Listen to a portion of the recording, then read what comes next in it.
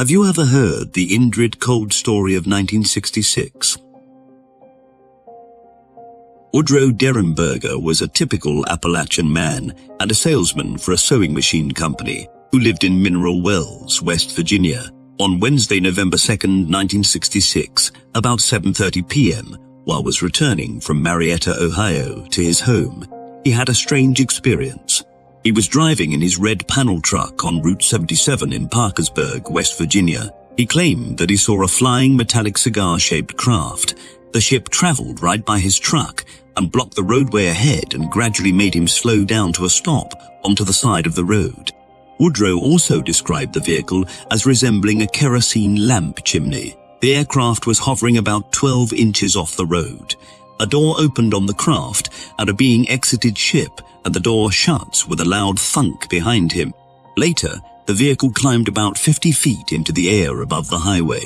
The being walked right up to Derenberger's truck window.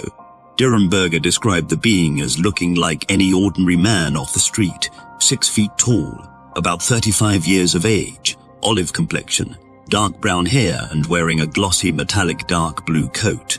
The man spoke to Woodrow telepathically. His mouth did not move. Instead, he had a fixed smile on his face. The man looked in through the truck's window and said, without saying, something along the lines of "Roll down your window, I want to talk to you." During their communication, the man called himself Indrid Cold. He told Woodrow that he meant him no harm. In the famous Derenberger interview, he said, "I was very frightened, and as far as I can understand, this was all mental. There were not spoken words from him. I knew what he was asking me, but yet he stood there, and his mouth did not move. He had a smile on his face. He appeared very courteous, kind and friendly." Indrid Cold and Mr. Derenberger's conversation lasted about 10 minutes. Cold told him, "We eat, we breathe, we sleep, we bleed even as you do," before returning to his flying craft. He said, "We will see you again." Derenberger later reported this event to the police. Over the course of the month that followed, Derenberger claimed he was visited by Indrid Cold many times, and that he even took him on a spaceship to his planet. Indrid Cold would also appear at Woodrow's front door. His wife and children even knew that this Indrid Cold was paying him visits, and they even eventually came forward saying they too saw Indrid Cold and other strange beings. Woodrow's wife was terrified and stated that these beings were much like us, traveled in everyday cars, dressed in everyday clothes, but were not human in origin. There was even one time where Mr. Derenberger disappeared for 6 months and said he was with Indrid Cold. This is what members of his family actually believed.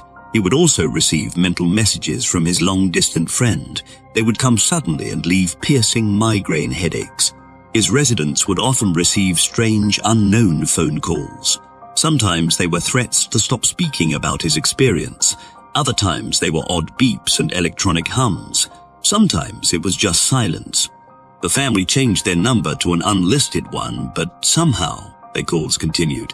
His story gained such media attention that locals would flock to his house all hours of the day and night and wait in crowds in his driveway to catch a glimpse of his friend Indrid Cold. Ogle Ridge is another location associated with the story.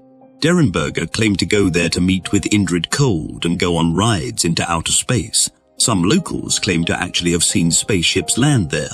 On one occasion, 2 men armed with loaded rifles were hiding in the woods by Derenberger's property. They observed a black Volkswagen enter his front yard. A peculiar man dressed in an all-black suit with tan skin exited and talked with Woodrow before leaving.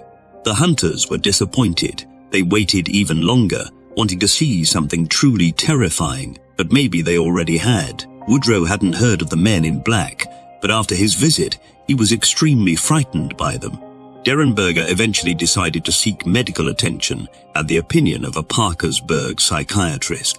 He not only leaves with a clean bill of health and absolutely no evidence of chemical imbalance or disruption, but his very doctor endures a reaction soon after their meeting. He is contacted in December by a most peculiar man, his name, Indrid Cold. He doesn't reach out by phone, but telepathically. Woodrow Derenberger later related his stories to an author. In 1971, they published a book titled Visitors from Lanulos, which told of Woodrow's visits from Indrid Cold. The book contained a foreword dated October 12, 1968 by John Keel.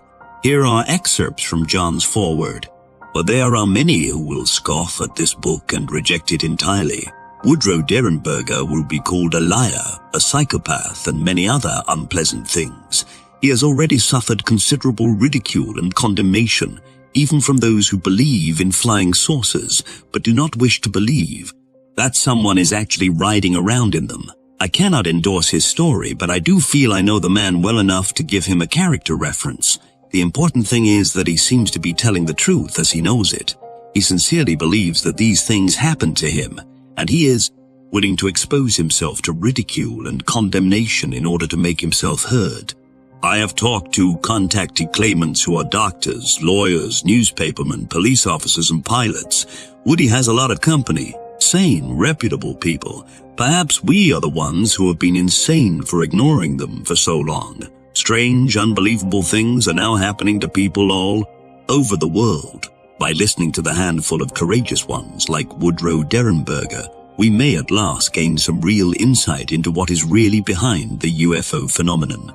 I'm not asking you to believe any of it, but I'm asking you to believe any of it, but I'm asking you to listen to what he has to say, credible though it may seem.